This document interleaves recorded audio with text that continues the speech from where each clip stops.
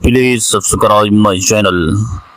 امام علی مقام کے احباب و انصار یزیدیوں کے ساتھ لڑتے ہوئے شہید ہو چکے تھے، اور حضرت امام رضی اللہ تعالیٰ عنہ کے پاس بھائی بھتیجوں بھانجوں لڑکوں اور 3 غلاموں کے اور کوئی باقی نہ رہا۔ تو یہ صورتحال دیکھ کر حضرت امام بے اختیار رو پڑے، پکار اٹھے، حل من مغیث یغیثنا، ہے کوئی ہماری فریاد سننے اور مدد کرنے والا؟ یہ دردناک آواز حضرت حر رضی اللہ تعالیٰ عنہ کے کانوں میں پڑی تو کلیجہ دہل گیا، اور حضرت امام حسین رضی اللہ تعالیٰ عنہ حر بن رباحی کا ذکر آپ نے سنا۔ یہ حر مرد سعید اور خوش قسمت ہے۔ لشکر ابن سعد میں حضرت امام حسین رضی اللہ تعالی عنہ کے ساتھ لڑنے آئے تھے، مگر ان کی تقدیر میں کچھ اور ہی لکھا تھا۔ حضرت امام علی مقام کے احباب و انصار یزیدیوں کے ساتھ لڑتے ہوئے شہید ہو چکے تھے، اور حضرت امام رضی اللہ تعالی عنہ کے پاس بھائی بھتیجوں بھانجوں لڑکوں اور 3 غلاموں کے اور کوئی باقی نہ رہا۔ تو یہ صورتحال دیکھ کر حضرت امام بے اختیار رو پڑے، پکار اٹھے، حل من مغیث یغیثنا، ہے کوئی ہماری فریاد سننے اور مدد کرنے والا؟ یہ دردناک آواز حضرت حر رضی اللہ تعالی عنہ کے کانوں میں پڑی تو کلیجہ دہل گیا، اور فوراً اپنے گھوڑے کی باغ دوزخ کی طرف سے پھیر کر جنت کی طرف کر لی۔ یعنی لشکر ابن سعد گھوڑا دوڑا کر حضرت امام کی خدمت میں حاضر ہو گئے، اور رکاب کا بوسہ دے کر عرض کیا، حضور میرا قصور معاف اور میری توبہ قبول ہوگی یا نہیں؟ امام رضی اللہ تعالی عنہ نے ان کے سر پر دست مبارک پھیر کر فرمایا، اللہ تعالیٰ اپنے بندوں کی توبہ قبول فرماتا کہ میں تم سے خوش ہوں۔ حضرت حر یہ بشارت سن کر لشکر امام میں شامل ہوئے۔ جن کا نصیب اچھا ہو وہ کسی نہ کسی وقت گمراہی سے نکل کر ہدایت کی طرف آ ہی جاتے ہیں۔ حضرت حر رضی اللہ تعالی عنہ یزیدی لشکر سے نکل کر حسینی سپاہ میں آ ملے، اور اس طرح انہوں نے اپنے آپ کو آگ سے بچا کر جنت خرید لی۔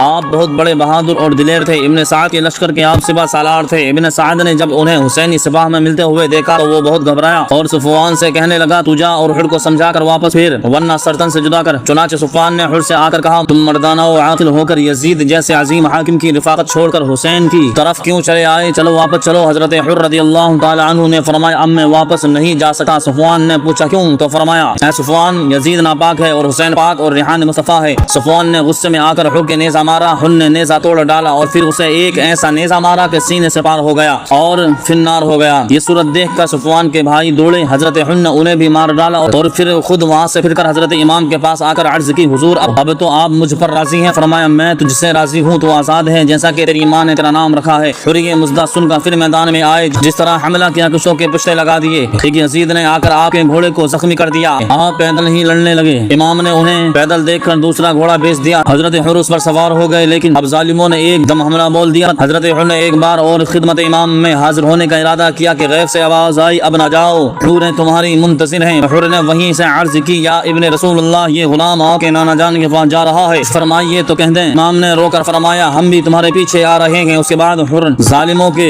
متواتر حملوں سے نڈھال ہو کر گر پڑے اور امام کو آواز دی۔ حضرت امام آواز سن کر دوڑے اور حر کو اٹھا کر لشکر میں لائے، زانوں مبارک پر ان کا سر رکھ کر چہرے کا غرد غبار صاف کرنے لگے۔ حر نے اپنی آنکھیں کھولی اور اپنا سر امام کے زانوں پر رکھ کر مسکرائے، اور جنت میں ہمیشہ کے لیے داخل ہو گئے۔ انا للہ و انا الیہ راجعون۔ حضرت حر رضی اللہ تعالی عنہ اپنے نام کے مطابق واقعی ہم سے آزاد اور جنت کے مالک بن گئے، اور یہ درس دے گئے کہ دنیا چند روز ہے اور ایک دن آخر مرنا ہے، پھر کیوں نہ ایسی موت مر جائے جس سے اللہ اور رسول خوش ہوں اور عاقبت درست ہو جائے۔ پھر آج اگر کوئی کہلائے حسینی اور نہ نماز پڑھے، نہ داڑھی رکھے، بھنگ پیے، چرس پیے اور بزرگوں کی توہین کرے کہ گویہ کہائے اور کام کرے یزیدی، تو اس کے متعلق کیوں نہ کہا جائے کہ یہ حسینی لشکر سے کٹ کر یزیدی سپاہ میں جا ملا ہے۔